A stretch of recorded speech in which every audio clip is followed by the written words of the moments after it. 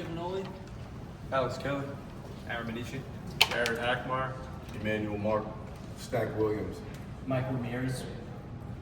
All right, we'll open up for questions for these guys from our scouting department. Aaron, what's the big thing you guys have learned in the last year about just everything going on in college football, NIL, mixing that all in with recruiting and what you have to do your day-to-day job? Biggest thing we've learned, there's definitely been a lot. I would say biggest thing we learned is to trust your instincts and trust what you really believe most, like about how we need to recruit, who we need to bring in, things of that nature. It's very easy to kind of like stray away from what you set out to do in a recruiting class. Like for example, like we like to, I feel like I say this every time in front of you guys, but prioritize the Northeast. Like don't stray away from that when you're in like month 9, 10, 11 of the cycle. Or if you say you want to, if you say you want to upgrade the team in a certain way in August, don't change that in September, October. Stick to it. Yeah, that's what I've learned most. I asked Tommy Caporale this as well, but you've obviously been here the full year plus now. Just how have you seen kind of the buzz recruiting-wise sort of change and develop after the season you guys had this year? I'll tell you what, it's definitely grown a good amount, but when we first got here, the buzz was tremendous. Like it was a huge, pleasant surprise. I'd never really seen anything like it with something about the work that I do, there being buzz around it. But it has grown tremendously. Some of the players we've been able to get on campus and recruit and sign in these 2 classes. So it's grown, but we're hoping to keep it growing. Have you guys seen recruiting just change with NIL and the portal's emergence over the last few years? Well, we stay away from that NIL stuff. We let Coach Fran deal with that and whoever. But as far as the players, everything remains the same for us. We still got to find talent, continue to try to upgrade our roster, and as long as the talent's there, we let that work itself out. We never know what motivates the kid and what factors play into it. So we stay at it and we just stay true to our core values and as far as what we're looking for and what we're trying to do to upgrade our roster. Who got the first assessment of Demetrius? And did you see this? Tommy Cat. Tommy Cat. Only one answer. Missed that opportunity. Yep. Yeah, I guess for anyone, we got to see the new facility, some of the lounge, stuff like that. How do you think those details really help in recruiting and getting some top players here? It's a major upgrade to our program. Obviously, you want to be competing with other people in our conference, and you have to be able to show off our assets. So having that facility, it's going to be huge for us recruiting in the future. You hit on it a little bit earlier about what you guys are looking for, just in year 2 for you especially.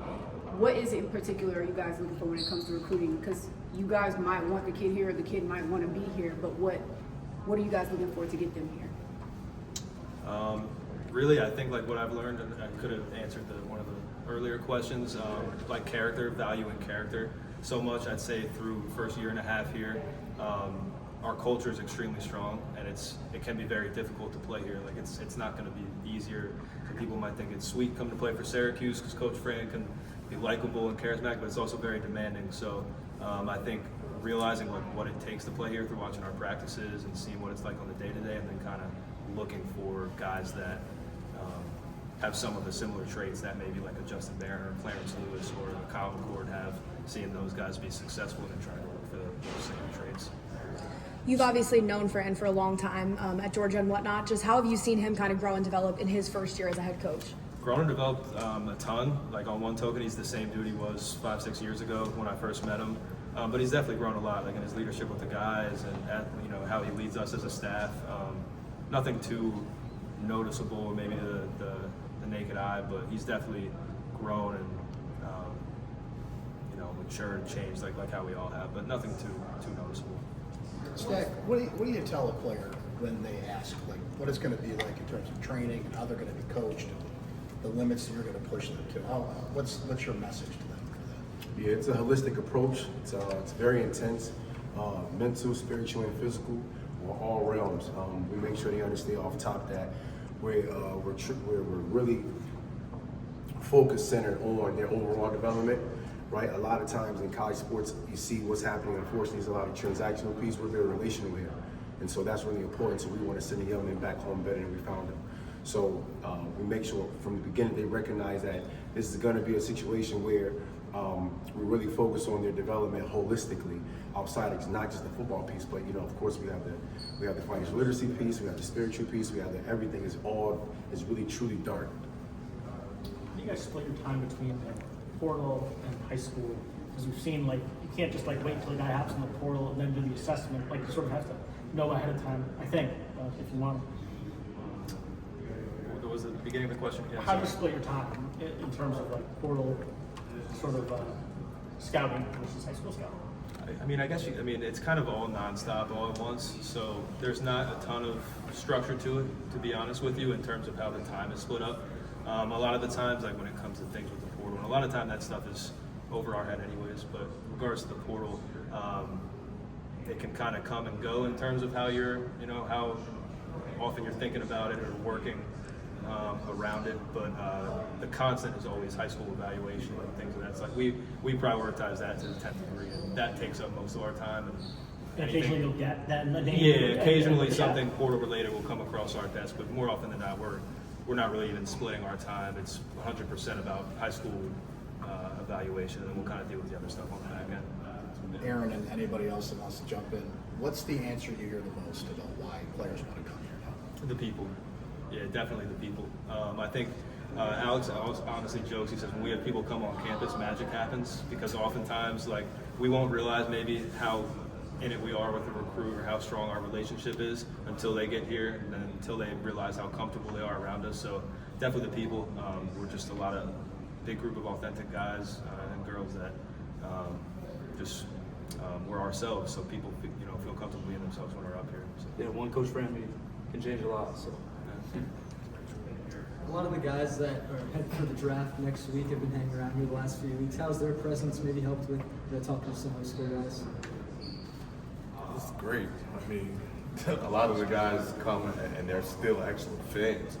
They're high school kids, and believe it or not, they all inspire to be themselves, the best version of themselves. But there is a kid that wants to be a Kyle McCord or better than Kyle, so it's good for him to be around and.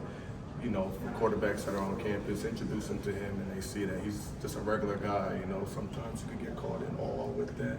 So I think all of the guys, and they're really a part of the culture and family. So they really believe and buy into recruiting as well. And they actually might as well be in the room with us with how much they're looking forward to helping us improve the roster as well. I think it's always a good sign when players come back, because they take pictures with everybody after practice that they're part of the recruiting team, and Kyle was throwing it with Jackson Meeks the other day, and just the fact that they're back shows that they want to be back and be around the people that build this program, and so they could be training anywhere else in the world right now, but they're back in Syracuse getting that work in, so it's where they want to be, and it's a good thing to show off to recruits for sure. What's gotten the most easier for you guys in this second year? Something that, even though you had a full off season last year, now that you've been through it as a group the first time, it's clicking a little more easily the second time around this spring. I would just say identifying the kind of athletes that we want. Like Aaron said, the guys that fit our culture. There's physical attributes that we look for, that we have a standard of that we look into, but on top of all of that is the culture part. Will that guy fit in our culture? Will he be able to be coached hard? We do love hard here, and we're big spiritual team, like Stack had mentioned, but the culture thing. So we do have a standard on what we're actually looking for, and I think we all stay true to that. And then it's just the culture part of it. It's easy to, we try to dig. Part of the recruiting process is digging and figuring out who the kid, figure out the most we can about the kid, what type of kid he is, how is he with his family, how is he with his friends, how is he as a student, and then just seeing how he fits into our culture when we get him around. I know you guys like all the freshmen who are here on campus already, obviously, but is there a guy that has gotten here and you're like, oh, I didn't know he was like that already, or it's been faster than you would have thought it would be? I think we do a phenomenal job identifying it from the beginning. So they all doing a great job. Everybody lit. We excited about all the young people. They doing a phenomenal job. So we did a thorough job evaluating those guys and getting them on campus. So we've been pretty impressed with all of them. Aaron mentioned it at the beginning, but the Northeast has been such an emphasis for you guys in recruiting. Just how have you kind of deepened those ties in a year's time? Obviously, we've seen it even locally with you guys have a CNS kid in this class, a couple CBA kids, but how have those ties in New York and New Jersey kind of really deepened? I think anytime you bring in a player from a school in a class, say in the 24 or 25 class, and you go back to that same school to recruit somebody, it can be beneficial. And really, Coach Fran and the staff's done a great job networking with high school coaches, whether that's going to clinics and things of that nature, or when they come up on campus, making sure they're taken care of and treated right. So I think those types of things are what have helped us the most. Really just the genuine relationship building with coaches and influential people in certain areas. Yeah, they've deepened a little bit, but yeah, I think it's due to that. Last two for these guys, if anybody's got them. I know you guys defer to Tommy on the Demetrius thing, but were you surprised at all about the kind of buzz that he's already generated, before even remotely close to the spring game? No, not at all. Truly not at all. And then, Special kid. how, I know we talked a lot about the Northeast, but him being from Florida and Tommy having ties down there, Coach Fran having ties down there, when Demetrius has this amount of success already this early, how much easier does it make it for you guys to pitch Syracuse football in parts of the country where we're close to Central New York? It can always help when you have examples of guys that have come from further away from New York and are successful. If you have a kid from Texas on campus and then you can point to a kid succeeding here from Texas, that can obviously help.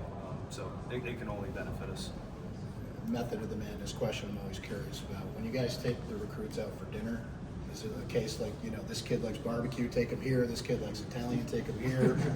Is that part of the process? I'm always curious about that. It might be more of a question for Justy Crow. She runs our on-campus recruiting. She handles a lot of the planning of our visits, so definitely a case-by-case basis, though, some of that stuff. Thanks, guys. Thank you. Thank you.